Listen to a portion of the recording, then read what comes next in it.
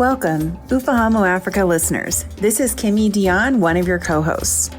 We're still on break, so this week we bring you bonus content featuring our 2023 Student Essay Competition winner, an undergraduate student at the University of Ibadan.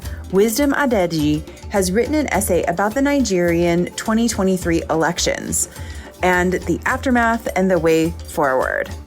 It struck me that as Wisdom was talking about some of the challenges and difficulties of holding presidential elections, was that he did so in a peaceful voice with the background of a symphony of birdsong. We hope you'll enjoy and learn from Wisdom's essay.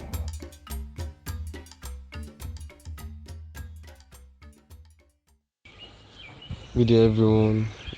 I am Wisdom Adediji, a student of the University of Ibadan, Nigeria, and I'll be reading my essay on the Nigerian 2023 election, which I titled Politics of Structure, the Nigerian 2023 Election, Aftermath, and Way Forward to National Development.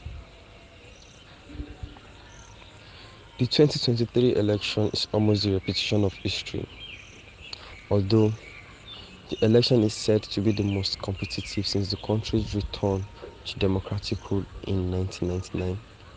Yet it's still one of those elections that lacks the backbones of justice. Few months before the election, the pressure increased as campaign grew in every corner of the country. The three common political parties engaged so much that even if the dead could vote, it will drive down its caskets to a polling unit and cast its votes. On Saturday, 25th of February 2023, the Nigerian presidential election happened, and the citizens were asked to place their hope on the new electronic voting system that will make election rigging difficult. This involves the process of counting which votes openly and gets them uploaded to a secured electoral portal in the presence of voters. But as we all know, rigging is part of Nigeria's election history. Yet, people came out to vote enthusiastically, hungry for change, driven by the hope that their fates will be true on the palms of their candidates.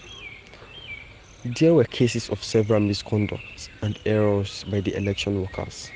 In fact, it was recorded that many election workers arrived some hours after the scheduled time of voting, while at some polling units, there were several complaints, like not having enough ink, power shortage on voting machines, and some tricks played on voters while counting and uploading the results. Amidst this, Nigerians stood together not only by words, but by actions. It was clearly seen that majority of the voters had only two candidates in mind, Peter Obi and Atiku Abubakar. But according to the engagements, with respect to the population's age range, Peter Obi had an upper hand, as the citizens hoped to break the two-party system that ruled the country since the end of military rule. Meanwhile, the third well-known candidate, Bola Ahmed Tinubu, was known as the political godfather of the Southwest and the major antagonist because of his several unpleasant pasts.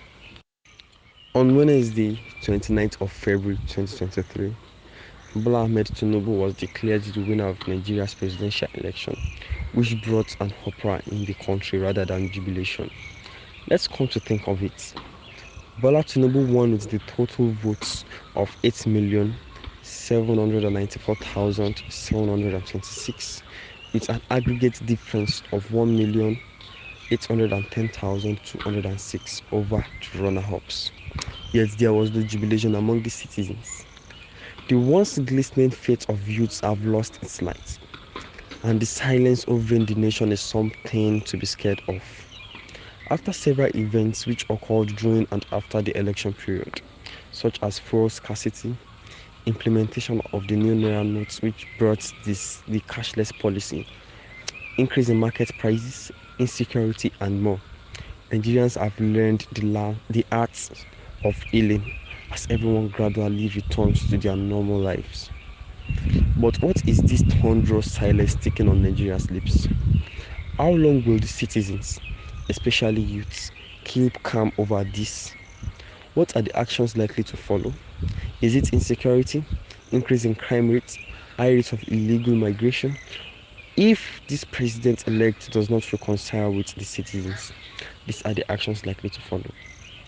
After the general election, the way forward is for national reconciliation to begin. The government should prioritize the top issues. Citizens should prepare for a new dimension of leadership and hope that the opportunities might open. Citizens may not have paid close attention to the new governor's agenda, but it's time to do so. The greatest defeat is not to fall, but to remain falling. Yeah, okay. This essay is inspired by the sickle state of my country's political practices.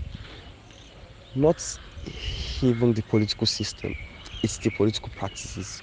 Because the system can be justified, but the participants lacks transparency and accountability from the lowest to the highest level of administrations.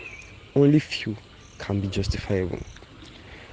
I draw inspiration from renowned writers who I aim to imitate and emulate.